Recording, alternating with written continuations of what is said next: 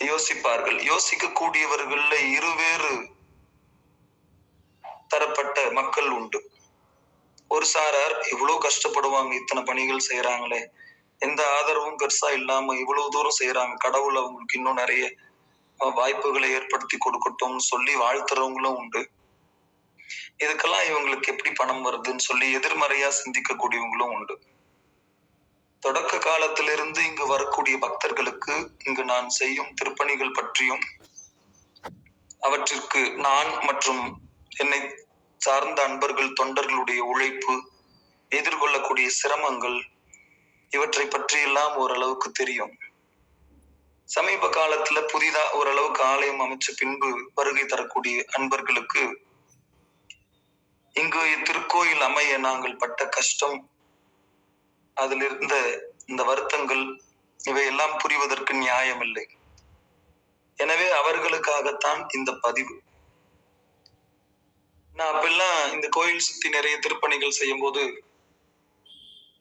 ஒரு குடத்தை வச்சுட்டு உட்கார்ந்துருப்போம் ஆலமரத்தடியில. முக்கியமான நாட்கள்ல, பிரதோஷம், அமாவாசை, பௌர்ணமி, அஷ்டமி நாட்கள்ல ஒரு கல்லுக்கு பணம் கொடுங்க, செங்கல் வாங்கி கொடுங்க, கீழே பதிக்கிறதுக்கு இந்த பார்க்கிங் கல் ஒண்ணு வாங்கி கொடுங்கன்னு சொல்லி உட்கார்ந்து வரவங்க கிட்ட எல்லாம் யாசகம் வாங்குவேன்.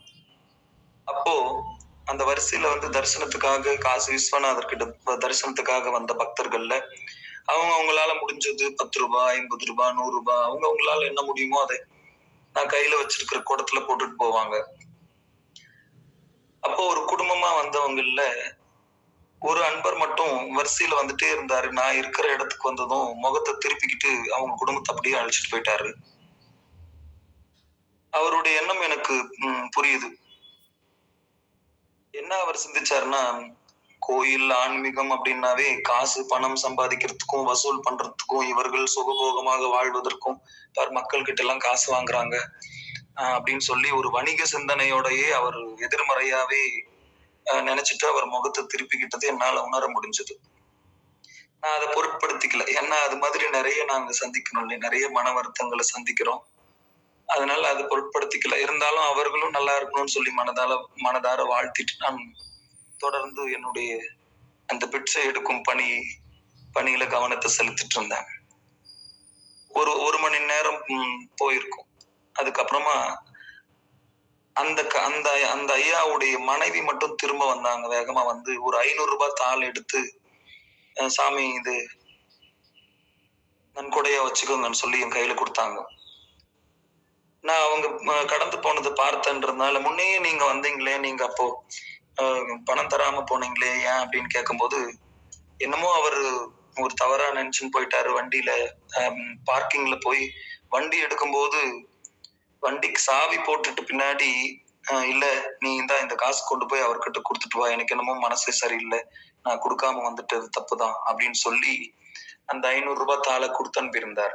அப்ப நான் நினைச்சேன், பரவாயில்ல, இது ஒரு நல்ல மனமாற்றமா இருக்கு. அப்படி பார்க்கும்போது திடீர்னு இங்க நடக்கிற பணிகள் எல்லாம் பார்க்கும்போது ஒரு பிரமிப்பா, இப்படி செய்யறாங்க அப்படின்னு நினைக்க கூடும். ஆனா இங்க எங்களோடு சேர்ந்து பயணிக்கும் போது இங்க இந்த ஊரினுடைய சூழ்நிலை, மக்களுடைய மனநிலை, இதெல்லாம் செய்யக்கூடிய தொண்டர்களுடைய உழைப்பு, இதெல்லாம் பார்க்கும்போது அந்த மாதிரி எதிர்மறையா நினைக்க தோணாது. ஏன் அப்படின்னா, இங்க எல்லாமே வெளிப்படையான நிர்வாகம். இங்க யாரும் என் குடும்பத்தை சார்ந்தவர்களோ, என்னை சார்ந்தவர்களோ, என்னுடைய பூர்வாசிரம உறவினர்களையோ நான் பொறுப்பாளர்களா வைக்கல.